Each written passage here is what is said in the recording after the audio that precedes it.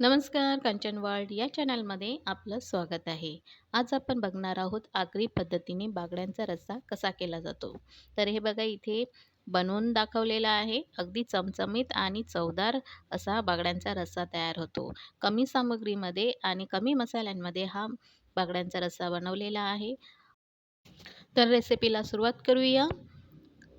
सुरुवातीला आपण या रेसिपीमध्ये घेत आहोत स्वच्छ करून असे बांगडे जे आहेत पाण्यामध्ये साफ करायचे आहे. पोटातली घाण सगळी काढायची आहे. 2-3 पाण्यामध्ये स्वच्छ धुवून घ्यायचे आहेत. आपण हिरवी पेस्ट बनवणार आहोत. त्यासाठी कोथिंबीर, 2 मिरच्या, अद्रक आणि 4-5 लसणाच्या पाकळ्या घेतलेल्या आहेत. या सामानासोबतच टोमॅटो घ्यायचा आहे. बारीक कापून इथे टोमॅटो घेतलेला आहे. एक मोठा टोमॅटो घेतलेला आहे. जर का तुम्हाला आवडत नसेल तर तुम्ही टोमॅटो नाही घातलं तरी चालेल. मिक्सरमध्ये आपण हिरवी पेस्ट बनवून घेणार आहोत. हिरवी पेस्ट टाकली तर मच्छीचा रस्सा जो आहे तो दाट होतो आणि छान चवही लागते. तर बघा इथे पेस्ट बनवून झालेली आहे. आता एका पातेल्यामध्ये 2 मोठे चमचे तेल घातलेलं आहे.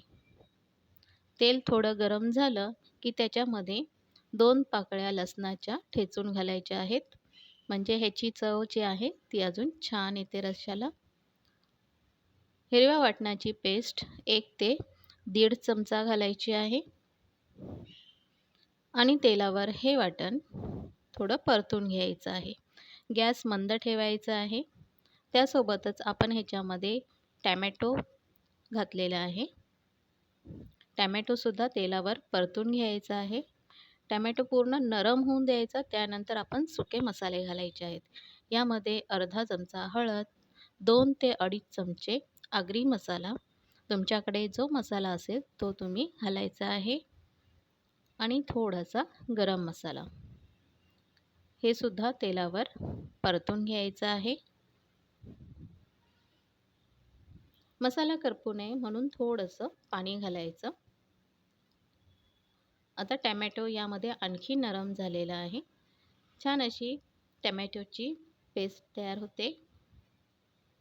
1-2 मिनिटं असं परतून घेतल्यानंतर इथे आता आपण साफ केलेले बागडे सोडायचे आहेत. इथे बघा बागडे असे मसाल्यामध्ये ठेवायचे आहेत आणि पूर्ण मसाला त्याच्यामध्ये कोट करायचा आहे. घरामध्ये किती माणसं असतील त्याप्रमाणे तुम्ही क्वांटिटी घ्यायची आहे. मसाल्यामध्ये असे परतून झाल्यानंतर यामध्ये आपण पाणी घालणार आहोत. वाटणाचं थोडं पाणी होतं ते मी घातलेलं आहे. साधारणतः इथे मी आता 1 कप पाणी घेणार आहे. म्हणजे भातासाठी, भाकरीसाठी आपल्याला किती रस्सा पाहिजे तेवढं पाणी आपण यामध्ये घालायचं आहे. आता आपण 5 मिनिटासाठी एक उकळी काढून घेऊया. त्याच्यावर झाकण ठेवूया. झाकण काढल्यानंतर बघा उकळी आलेली आहे. बागड्यांना शिजायला जास्त वेळ लागत नाही. ही रेसिपी तुमची 10 ते 15 मिनिटामध्ये होते. एक उकळी आल्यानंतर यामध्ये आपण वाटण टाकायचं आहे. तुम्ही जर का ओल्या खोबऱ्याचं वाटण टाकलं तरी चालेल. मी इथे सुक्या खोबऱ्याचं वाटण घातलेलं आहे. 2 चमचे घातलेलं आहे. आधीसुद्धा मी 1 चमचा घातलेला आहे आणि चवीनुसार मीठ घालायचं आहे. इथे मी 1 चमचा मीठ घातलेलं आहे आणि आता परत हे 3 ते 4 मिनिटासाठी शिजून द्यायचं आहे. तर इथे बघा आता शिजत आलेले आहेत. 2-3 मिनिटं एक उकळी काढल्यानंतर परत आपण ह्याच्यामध्ये कोकम घालणार आहोत. तर तुम्ही कोकमाचा आगळ पण करू शकता. म्हणजेच कोकमाचं पाणी करून ह्याच्यामध्ये घालू शकता. खूप छान चव येते. मी गॅस बंद करताना कोकम घातलेला आहे. कारण मी ऑलरेडी ह्याच्यामध्ये टोमॅटो घातलेलं होतं. तर इथे बघा आपला बागड्यांचा रस्सा तयार झालेला आहे.